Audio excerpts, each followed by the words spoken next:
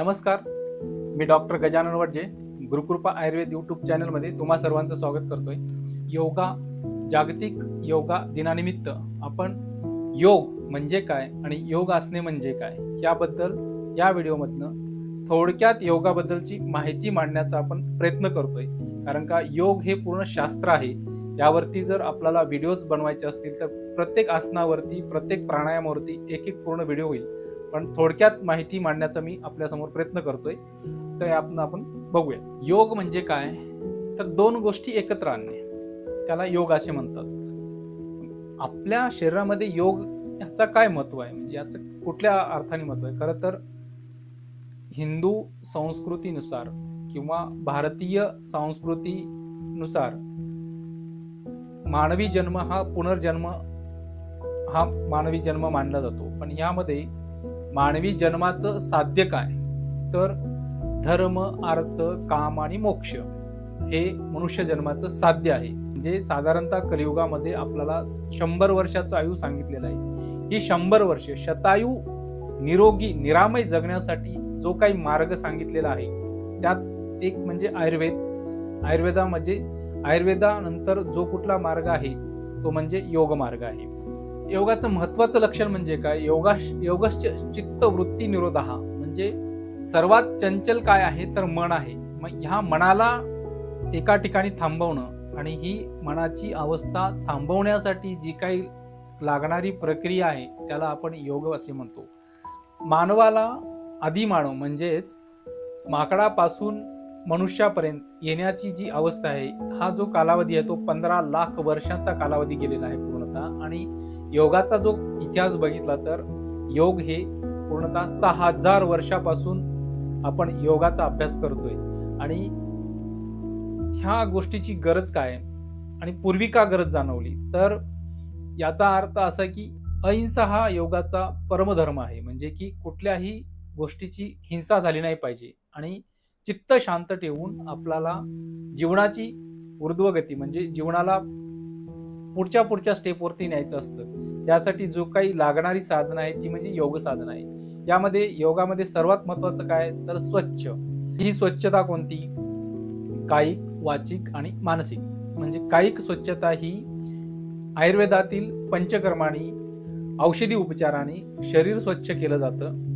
वाक, व्याकरण आणि वाक म्हणजे आपली भाषा ही व्याकरणाने शुद्ध केली जाते. वाणीची जी शुद्धता आहे ही व्याकरणाने होते. आणि चित्ताची शुद्धता करण्यासाठी जे काही आवश्यकता आहे तो म्हणजे योग.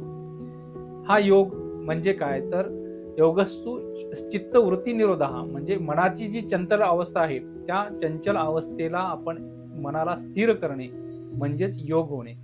योग म्हणजे आपला जो देह आत्मा आहे, ह्या देह आत्म्याला परमात्म्याशी विलीन करण्याची जी साधना आहे तिला योग साधना असे म्हणतात. तर यामध्ये पूर्वी 84 लाख योगासने सांगितलेली होती, पण तेवढी शक्य आता तरी ह्या काळाला शक्य नाहीये. हटप्रदीपिका संहिता आणि त्यानंतर गेरंड संहिता ह्या संहिता आल्यानंतर 84 लाखावरनं 84 प्रकारची योगासने आता प्रचलित आहेत आणि आपण ती करत असतो. पातंजलांनी योगासने केली, ती प्रॅक्टिकली मांडली आणि थेरॉटिकली लिहून पण ठेवली. त्यांचा जो मूळ कोण आहे करता तर पातंजल योग. तर दर्शनानुसार अभ्यास करायचं झालं तर सांख्य आणि योग ह्यांच्यात जवळपास पूर्णतः साम्यता आहे. सांख्य ही पुनर्जन्म मानतं. आपली देह प्रकृती अहंकार, महत अहंकार ह्या तत्वापासून उत्पन्न झालेली आहे. सर्वात महत्वाचं म्हणजे जी काही कर्म इंद्रिय आहेत, ज्ञानेंद्रिय आहेत, ह्या सर्व ज्ञानेंद्रियाचा निग्रह म्हणजे त्यांना त्यांच्या विषयापासून थांबून ठेवणे, त्यांच्या विषयाची वारंवार प्रवृत्ती न होऊ देता त्यांचा निग्रह करून जी साधना केली जाते त्या साधनेला योग असे म्हणतात. योगाचा परिचयच बघायचा असेल दर्शनानुसार तर योग हे आस्तिक दर्शन आहे आणि मोक्षाचा सर्वोत्तम परिचय देणारा दर्शन म्हणजे योग दर्शन होय. योगाचे मुख्य 4 पाद आहेत आणि 4 पाद म्हणजे 4 प्रमुख पाद आहेत आणि 195 सूत्र आहेत. तर योग आसने करणे म्हणजे योग झाला का तर नाही. यामध्ये अष्टांग योग सांगितलेला आहे. तर त्याचा पूर्णतः अभ्यास केल्यानंतर असं लक्षात येते की योग हा अष्टांग मार्गाने सांगितलेला आहे. ती मार्ग अष्टांग योग कोणता, यम, नियम, आसन प्राणायाम, प्रत्याहार, धारणा, ध्यान आणि समाधी. यम म्हणजे काय? अहिंसा, सत्य, अस्तेय, ब्रह्मचर्य आणि परिग्रह. ह्या 5 गोष्टी ह्या यमामध्ये येतात. तर ह्या गोष्टींचा आपण अहिंसा म्हणजे कुठल्याही प्रकारची कायिक, वाचिक, मानसिक या तिन्ही प्रकारच्या हिंसा न करता, म्हणजे हिंसा न करणे म्हणजे अहिंसा होय. सत्य म्हणजे खरे बोलणे, अस्तेय म्हणजे चोरी करणे नाही, कुठल्याही प्रकारची चोरी नाही, कायिक, वाचिक, मानसिक तिन्ही प्रकारची चोरी न करणे याला अस्तेय म्हणतात. ब्रह्मचर्य, ब्रह्मचर्य हे एक ब्रह्मचर्य आश्रम पण आहे आणि योग साधना ही दोन्ही, म्हणजे ब्रह्मचर्य 4 वर्णाश्रमापैकी एक वर्णाश्रम म्हणजे ब्रह्मचर्य आश्रम आणि गृहस्थ आश्रमामध्ये सुद्धा ब्रह्मचर्याचं पालन करणे म्हणजे एक ब्रह्मचर्य, एक योग साधनेचा मार्ग आहे. तो यमामध्ये येणारा एक अत्यंत महत्वाचा असलेला भाग म्हणजे ब्रह्मचर्य. अपरिग्रह म्हणजे कुठल्याही वस्तूंचा संग्रह न करणे, पण ते आजकाल सगळं केलं जातं. कारण त्याचं कारणच असं आहे, आपण षडरूपीत अडकलेले आहोत. षडरूपी म्हणजे कोणते? काम, क्रोध, इच्छा, द्वेष आणि मोह या सगळ्या गोष्टीमध्ये आपण अडकलो. ह्या गोष्टींच्या पासून दूर जाणे, दूर राहणे किंवा त्यांना आपण दूर ठेवणे, या सर्व म्हणजे षडरिपूंना आपण जेव्हा दूर ठेवू किंवा दूर जाऊ, या दूर जाण्याच्या अवस्थेलाच आपण योग असे म्हणायला हरकत नाहीये. पण ही अवस्था आणण्यासाठी आपल्याला वारंवार काटेकोरपणे प्रयत्न करावे लागतात. त्यापैकी अष्टांग योग हा त्यासाठी अष्टांग योग हा अत्यंत महत्वाचा मार्ग सांगितलेला आहे. त्यानंतर यमानंतर नियम आहेत. नियम कुठले? स्वच्छ, संतोष, तप, स्वाध्याय आणि ईश्वर प्रणिधान. स्वच्छ म्हणजे काय? तर शारीरिक, मानसिक आणि कायिक, वाचिक आणि मानसिक ह्या तिन्ही स्वच्छता असणं हे योगासाठी अत्यंत उपयुक्त असलेली बाब आहे. शारीरिक स्वच्छता ही आपल्याला आयुर्वेदिक उपचार करून शरीर स्वच्छ ठेवता येतं. वाचिक स्वच्छता म्हणजे वाक शुद्धीसाठी आपल्याला व्याकरणाचा अभ्यास करून वाकशुची आणता येतं आणि धोती आणि नेती करून ही शरीराची स्वच्छता राखता येतं. आणि योगाने ही मनाची म्हणजे चित्ताची शुद्धता आणण्यासाठी हे योग करून आपल्याला चित्त शुद्ध करता येतं. संतोष म्हणजे सदा आनंदी राहणे. सुखी किंवा दुःखी अवस्थेमध्ये जर शांत संयमाने राहत असो किंवा सदा मनाला प्रसन्न ठेवण्याचा प्रयत्न करत असतो तर तो म्हणजे संतोष. तपश्चर्या करणे, एखाद्या गोष्टीला दृढता आणण्यासाठी वारंवार म्हणजे अभ्यास, एखादी साध्यता आपल्याला साध्य प्राप्त करण्यासाठी जर आपण काम करत असतो त्यासाठी तपश्चर्या लागते. ती तपश्चर्या वारंवार साधना करणे म्हणजेच ती तपश्चर्या होय. स्वाध्याय म्हणजे योग अभ्यास करणे, वेगवेगळ्या आसनांचा अभ्यास वारंवार दररोज नित्य करणे म्हणजे स्वाध्याय हो. ईश्वर प्रणिधान म्हणजे ईश्वराकडे ध्यान धारणा करणे म्हणजे ईश्वराचं स्मरण करणे, त्यालाच ईश्वर प्रणिधान असे म्हणतात. आसनानंतर येतो तो म्हणजे प्राणायाम. प्राणायाम म्हणजे प्राणाला टिकून ठेवण्याची अवस्था. प्राण हे 5 प्रकारचे आहेत. प्राण, व्यान, उदान, समान, अपान यातले हे 5 प्रकार. तर सुषुम्ना नाडीतनं कायम जेव्हा आपण स्थिर असतो किंवा आपलं चित्त जेव्हा शांत असतं, झोपलेलं असतं, निद्रित अवस्थेत असतं, त्यावेळेस फक्त प्राण आणि अपान हे 2च वायू हे कार्यरत असतात. ते कुंडलिनीच्या मार्गातनं म्हणजे सुषुम्ना नाडीतनं प्राण आणि अपान. आणि जेव्हा ही प्राणाची जेव्हा अवस्था आपण जेव्हा प्राण वारंवार प्राणायाम करू त्यानंतर जी शरीराची अंतर स्वच्छता शुद्धता होणार आहे ती प्राणायाम खूप चांगल्या प्रकारे होते आणि आपलं स्वस्थ म्हणजे शरीर स्वच्छ स्थिर टिकून ठेवण्यासाठी उपयुक्त असलेला प्राणायाम हा अत्यंत महत्वाचा म्हणजे योग साधनेतील अत्यंत महत्वाचा अष्टांगापैकी असलेले एक अंग म्हणजे प्राणायाम. 5वा जो अष्टांग योगातील 5वा जो अंग आहे ते म्हणजे प्रत्याहार. त्या म्हणजे कर्म इंद्रिय, ज्ञानेंद्रिय यांना त्या इंद्रियांचे लाड पुरवणे म्हणजे यापासून ज्यांना बाह्य प्रवृत्तीपासून दूर ठेवून अंतप्रवृत्त करणे याला प्रत्याहार असे म्हणतात. म्हणजे वैराग्य अवस्था जी आणायची आहे, प्रत्येक गोष्टीचा त्याग करत करत ती त्याग करण्याची जी अवस्था आहे ती म्हणजे प्रत्याहार होय. त्यानंतर आपण धारणा करू म्हणजे चित्त एकाग्र करण्यासाठी आपण त्राटक म्हणजे बंद खोलीमध्ये एखादा दिवा लावून किंवा मेणबत्ती लावून त्याकडे एकटक बघत राहणे, डोळ्याची पातळी खाली न लावता एकटक बघत राहणे. यासाठी ही अवस्था जी आपण वाढवत जाऊ त्याला आपण धारणा असे म्हणू. आणि हे त्राटक हे आपल्याला चित्त एकाग्र करण्यासाठी अत्यंत महत्वाचं अंग म्हणजे अष्टांग योगातील एक अंग आहे. आणि हे धारणा ही जर आपण खूप दृढपणे करत असू तर आपल्याला समाधीकडे जाण्याचा मार्ग म्हणजे धारणा होय. धारणेलाच सतत वाढवणे त्याला ध्यान असे म्हणतो आपण. म्हणजे ती धारणा तराटक असेल किंवा आपण दोन्ही नेत्र बंद करून आपलं मन हे हृदय कमलावरती स्थिर ठेवून किंवा दोन्ही म्हणजे हृदय कमलावरती स्थिर किंवा नासाग्रावरती आपण आपले नेत्र स्थिर ठेवत असू, ह्या ज्या अवस्था आहेत ह्यांना दृढीकरण करणे म्हणजे ध्यान होय. समाधी अवस्था म्हणजे यात आपण सर्व सुख आणि दुःखापासून मुक्त झालेलो असू, ह्या अवस्थेला आपण समाधी अवस्था असे म्हणतो. त्यालाच कैवल्य असे पण म्हणतो. आपण म्हणतो मोक्ष मेल्यानंतर बघायला मिळेल, पण असंही नाही की अनेक व्यक्तिमत्व किंवा साधक, योग साधक आपल्याला जिवंतपणे मोक्ष अवस्थेला प्राप्त झालेले सुद्धा ह्या युगामध्ये आपल्याला दिसून येतात. पण ती साधना, त्यांची अवस्था ओळखण्यासाठी आपल्याला तेवढी बुद्धी प्राप्त असेल तर आपण ते त्यांना सहजरित्या ओळखू शकतो. त्यांच्या जवळ जाऊन आपण ती साधना आपण पण आपल्यामध्ये ते बदल घडून त्यांच्या मार्गाने जाण्याचा आपण चांगल्या प्रकारे प्रयत्न करू शकतो. अशा प्रकारे हा योग आहे. आणि हा योग जर झाला तर आपण चांगल्या प्रकारे केला तर आपल्या जीवनातील अनेक कष्टदायक मार्ग हे सुखकर मार्ग होण्याचा अत्यंत उपयुक्त असलेला मार्ग म्हणजे योग मार्ग होय. हा झाला विषय अध्यात्माचा.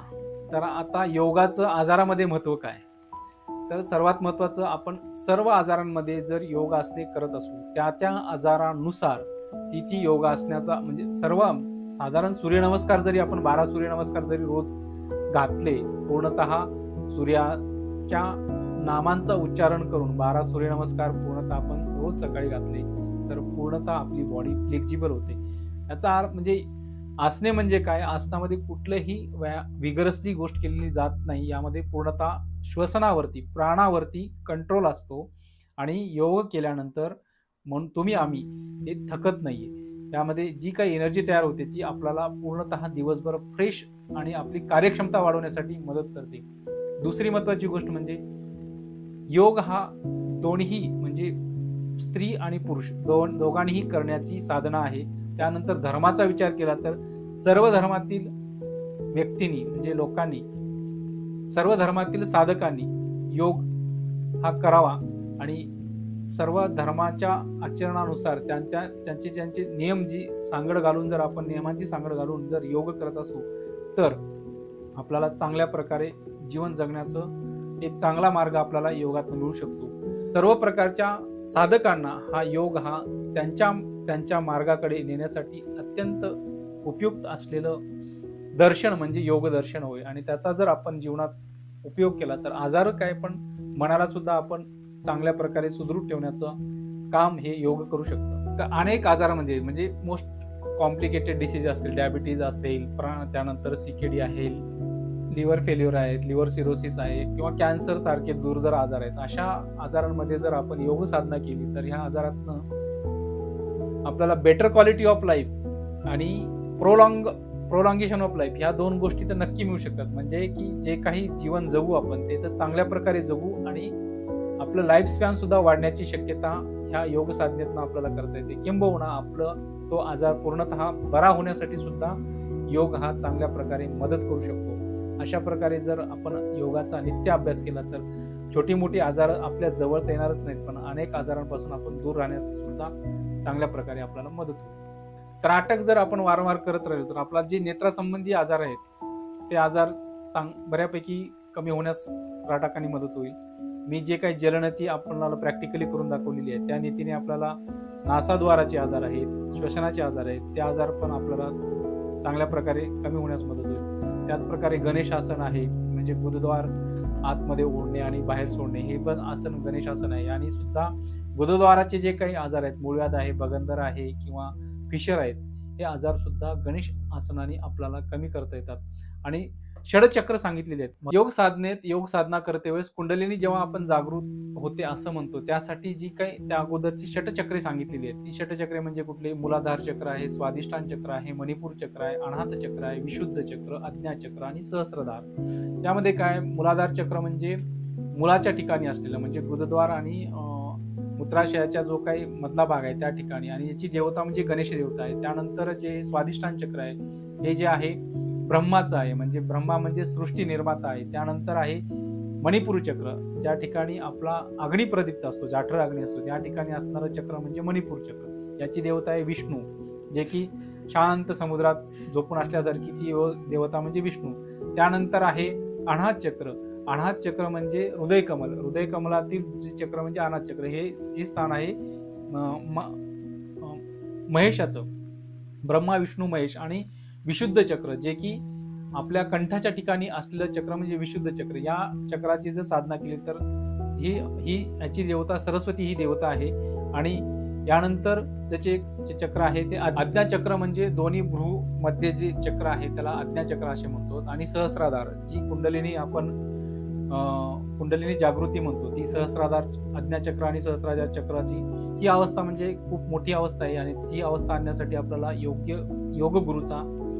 योगगुरूचे मार्गदर्शन कायमच पाहिजे. त्याशिवाय ह्या गोष्टी आपण आपल्याला तरी साध्य नाही. त्यामुळे जे काही जमेल तेवढा नित्य व्यवहारात आपण ह्या योगाचा उपयोग जर केला तर आपण किमान आजारी तरी पडणार नाही. आणि अनेक आजारांपासून आपण स्वतः आणि आपल्या सभोवताली परिसरातील रुग्ण म्हणा किंवा नातेवाईक म्हणा यांना आपण दूर ठेवण्याचं चांगल्या प्रकारे कार्य करू शकतो. सर्वात महत्वाचं, जेव्हा योग साधना करतो त्यावेळेस आहार हा तेवढाच महत्वाचा आहे. तुम्ही जसे खाल तसे दिसाल आणि त्याचाच परिणाम मनावर सुद्धा होणार आहे.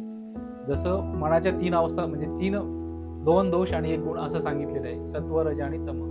ज्या प्रकारचा तुम्ही आहार सेवन करणार आहे, सात्विक करणार आहात तर ते मनाला मनाचं उत्तम पोषण करून चित्ताची शुद्धता राखण्यासाठी अत्यंत चांगल्या प्रकारचं काम हे सात्विक आहार करतो. रजोगुणी आहार जर तुम्ही सेवन करणार असाल तर ते चित्ताला स्थिर न ठेवता मनाला सारखं पळवत राहील. त्यामुळे ही योग साधनेत बिघाड आणणारी अवस्था म्हणजे रजोगुणी आहार. आणि तामसिक आहार तो कायम मनाला झोपवण्याचं काम करतो, म्हणजे थांबवतो, काहीच करू देत नाही, कुठलंच कार्य नाही, काहीच करायचं नाही. तमोगुण हा सतत म्हणजे बुद्धीला झोपून ठेवण्याचं काम करणारा म्हणजे तमोगुण.